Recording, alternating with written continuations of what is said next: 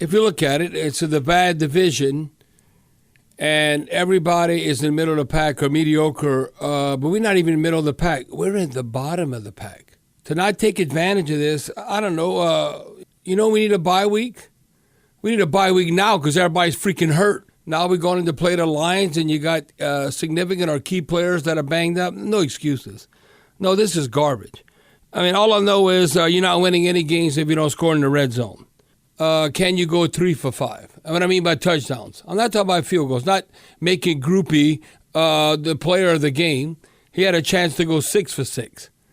But, to go 0-5 in the red zone, 0-1, goal-to-goal scenarios, no, it's unacceptable. But you look at the Falcons, where they're at right now, they didn't have no momentum.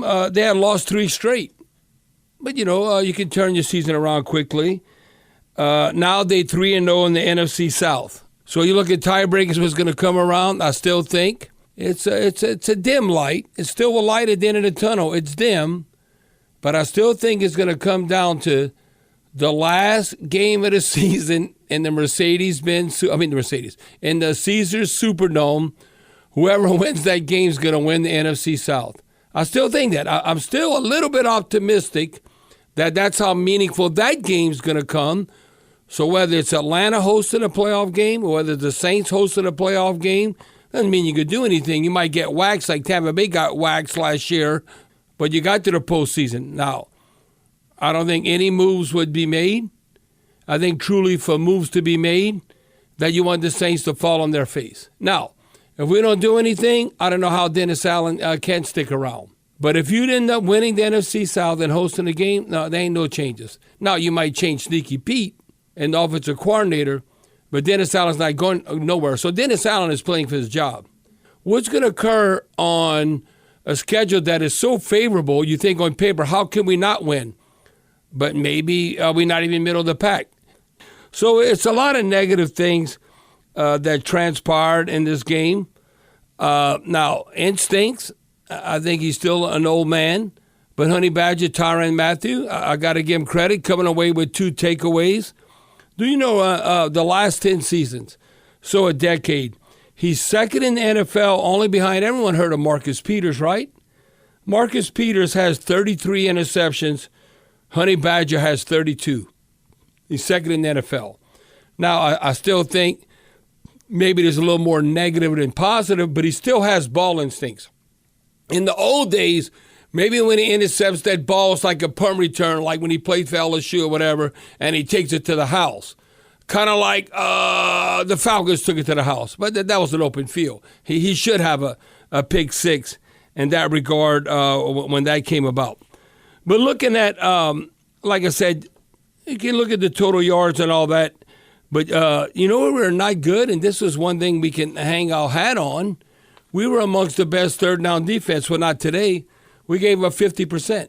They were 4 of 8, and that's one area, we take away the football we have to excel in, but we are not good in that area on third down. Like I mentioned before, the red zone, no, you got to score. I'm not saying you got to be perfect, but you can't be 0 for 5. And how about Atlanta running the ball? I don't know. Do you think we could stop Atlanta from rushing? All I know is they averaged 5.5 yards a run in the first half. Well, when the game ended, they averaged 5.6. So basically, they are right at 5.5 yards.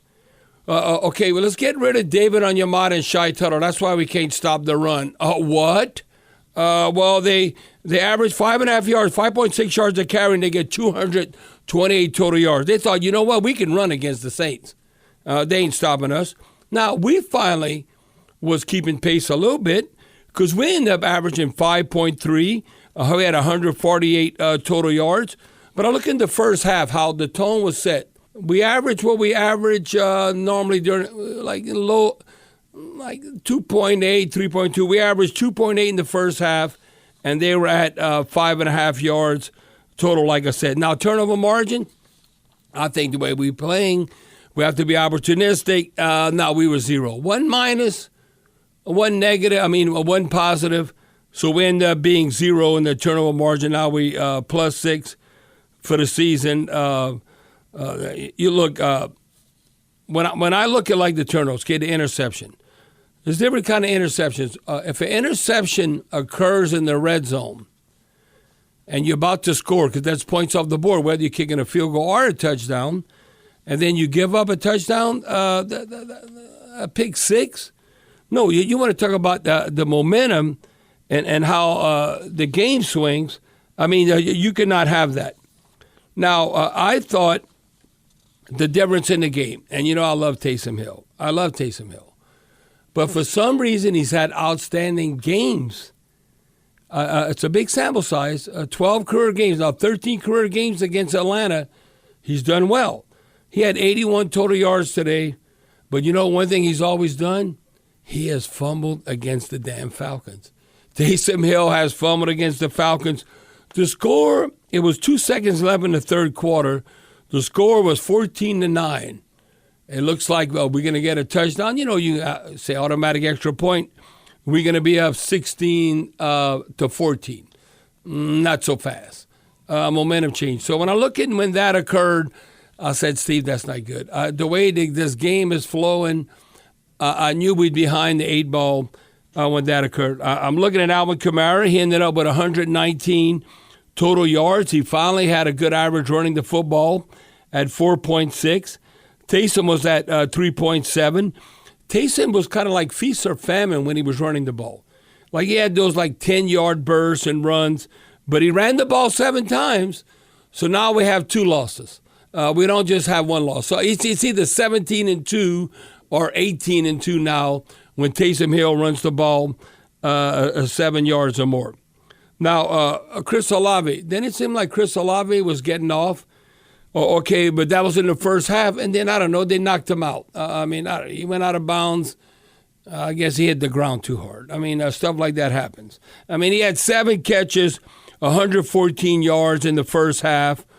Well, he ended up with 7 catches, 114 yards for the game. That's a good game, but he had that in the first half. Taysom Hill caught a couple of balls, 55 yards. Alvin Kamara, like I said, not only as a running back, getting 69 yards, but he had 4 catches for 50 yards. Now, Bijan Robinson, when you could kind of compare him to Alvin Kamara and you look at the production, well, they kind of canceled themselves out. Kamara had 119 total yards. Robinson had 123 total yards, but he averaged almost 6 yards a carry, and he had 32 yards also receiving. To me, it's not like Desmond Ridder won the game for him. He had a touchdown, the 2 interceptions. He had a quarterback rating of 63. Derek Carr had a quarterback rating of 77. So there's nothing to write home about in that area. You know, the one thing that I've noticed, I think, and Deuce mentions this, is do we tackle good enough a lot of times? Seems like we struggle. We need to do a better job of tackling.